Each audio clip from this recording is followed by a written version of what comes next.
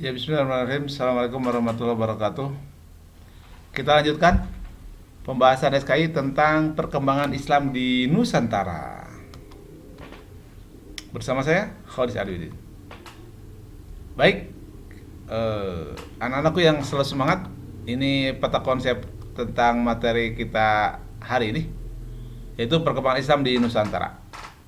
Akan membahas tentang situasi dan kondisi Islam Indonesia pra-Islam, sebelum Islam, yaitu kita membahas tentang geografisnya, keyakinan umat Islam, keyakinan bangsa Indonesia waktu itu, serta bagaimana ekonominya masyarakat Indonesia, Nusantara khususnya, ya. Ingat bahwa duluan ada istilah Nusantara daripada Indonesia. Kemudian bagaimana politik, karena sebuah bangsa atau negara itu tidak lepas dari pengaruh-pengaruh politik, ya. Jadi emang politik sangat menentukan keberadaan bangsa-bangsa tersebut, termasuk di Indonesia. Mau maju atau tidak, biasanya ini tergantung bagaimana politik negara tersebut. Dan situasi kondisi kita pelajari juga tentang kesenian dan sastranya. Ya,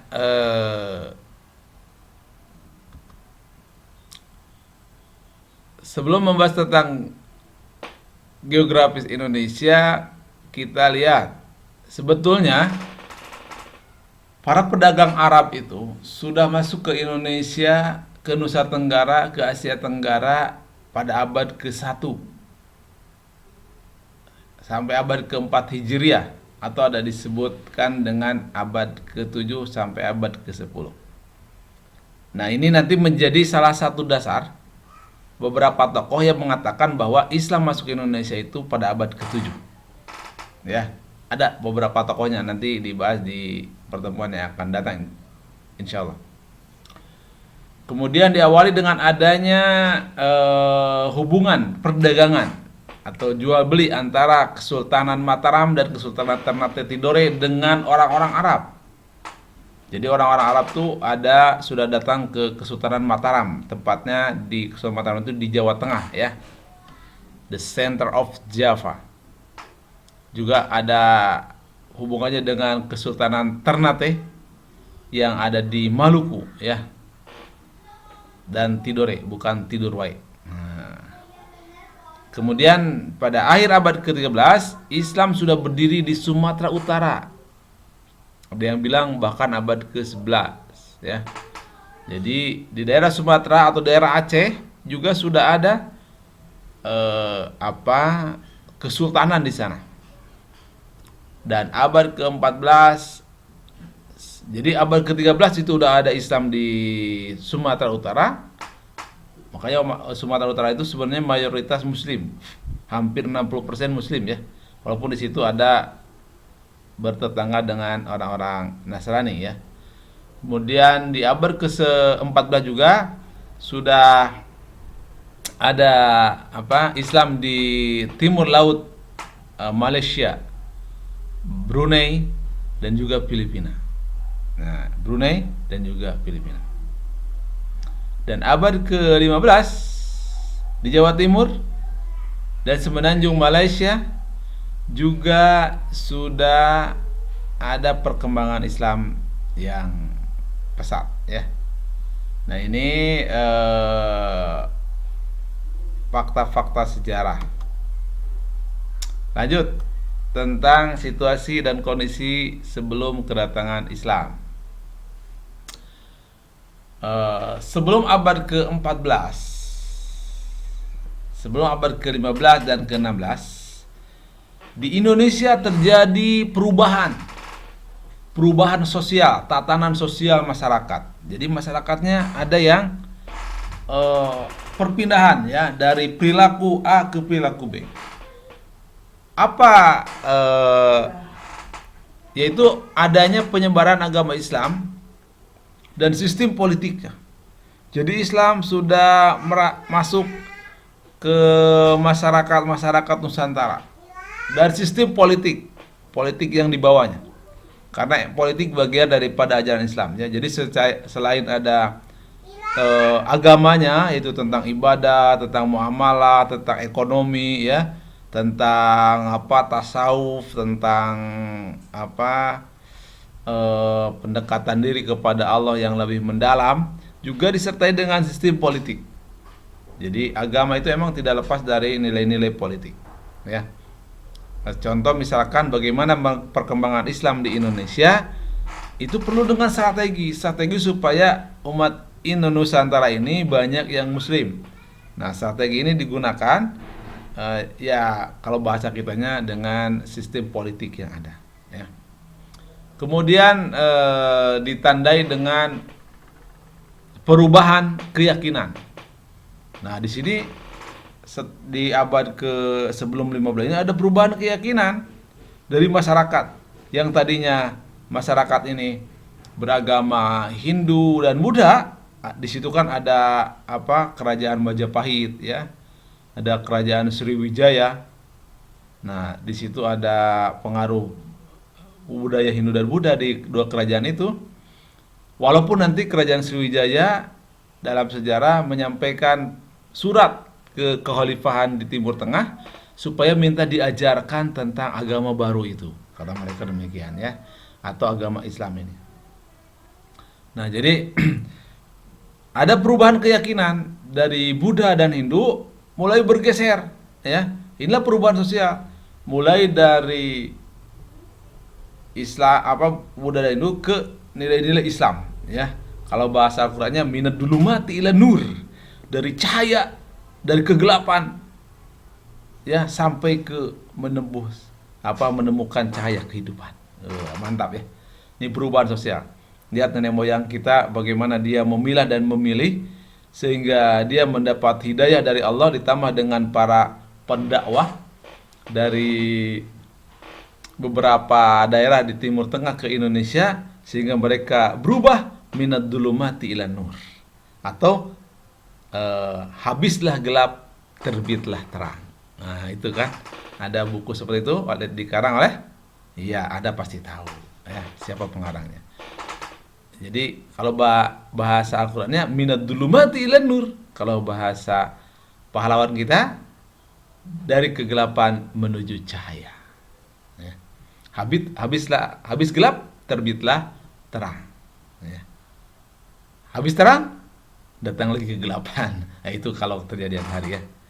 Kemudian bermunculannya kerajaan-kerajaan Islam. Nih, ini mulai ada ya. Sebelum abad ke-14 15 ini ada muncul kerajaan Islam. Kalau raja kerajaan Islam sudah muncul, berarti di situ Islam sudah banyak kan? Logikanya demikian, ya. Kalau di situ ada kerajaan Islam, berarti masyarakat di situ emang mayoritas Muslim. Ya. Emang sudah banyak Islam di situ. Nah, ini logikanya demikian.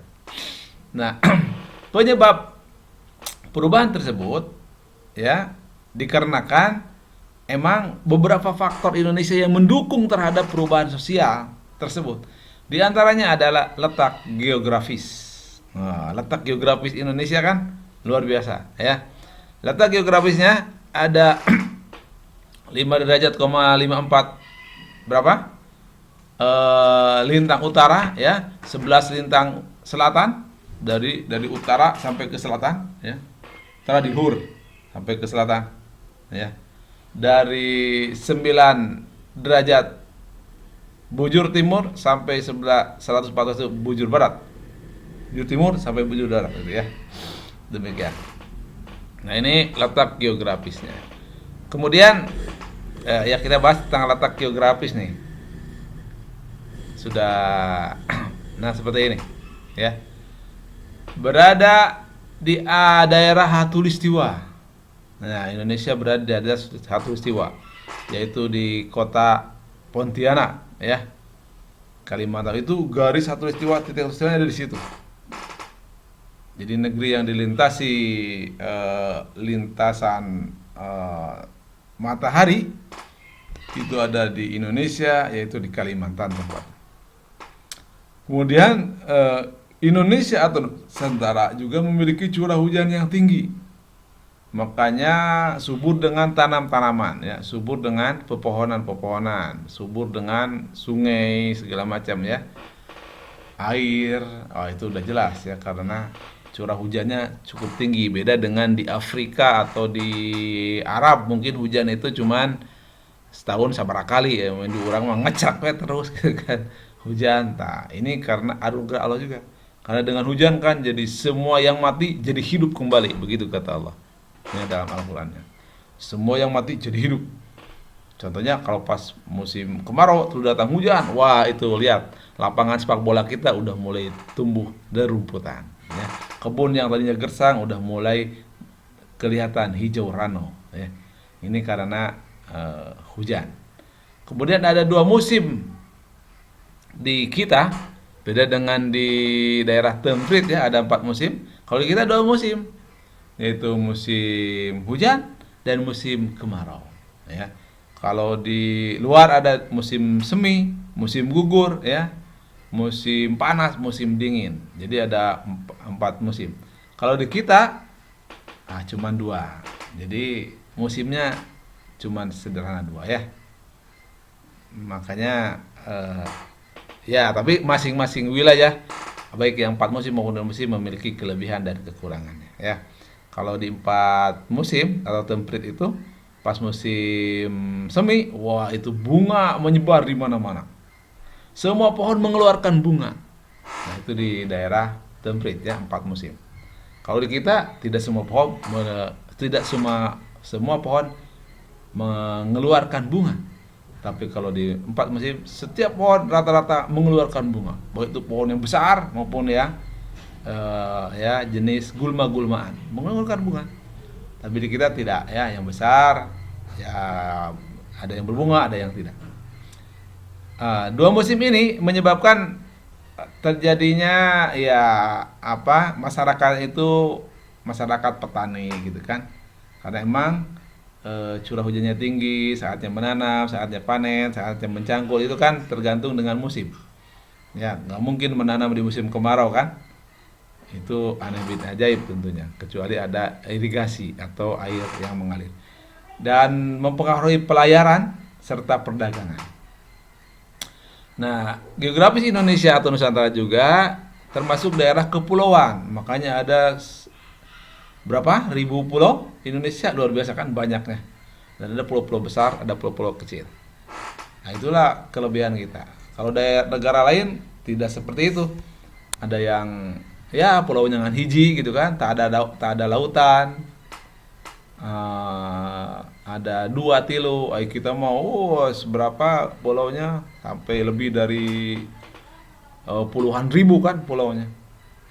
Ini salah satu kekayaan Indonesia Nusantara.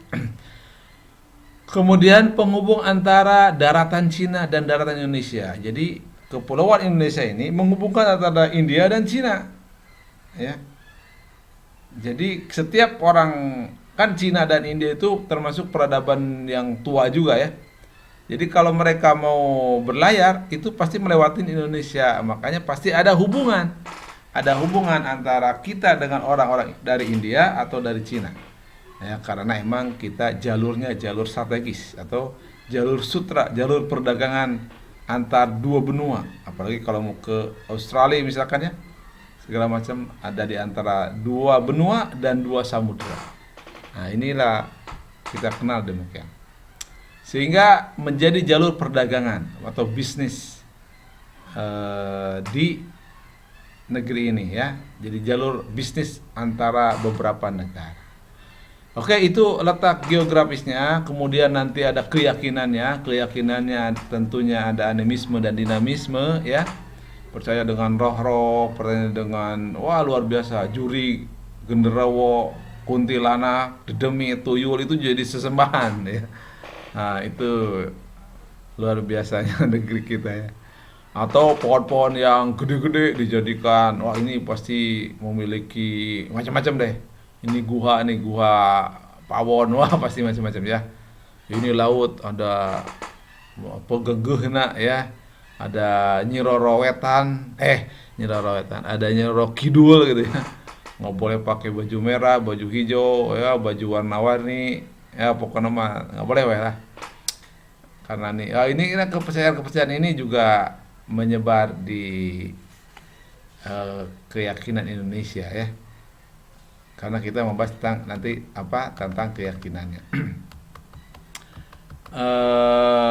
Apalagi ya selain keyakinan seperti itu ada perekonomian ya, perekonomian Indonesia juga berpengaruh eh, ya agraris ya, tentunya pertanian, pelayaran. Jadi ekonominya tergantung dari nilai-nilai alam pertanian. Nah, di waktu yang sama datanglah orang-orang juga yang ingin mau membutuhkan hasil bumi itu. Maka terjadilah perdagangan-perdagangan dan ada pengaruh juga politik ya.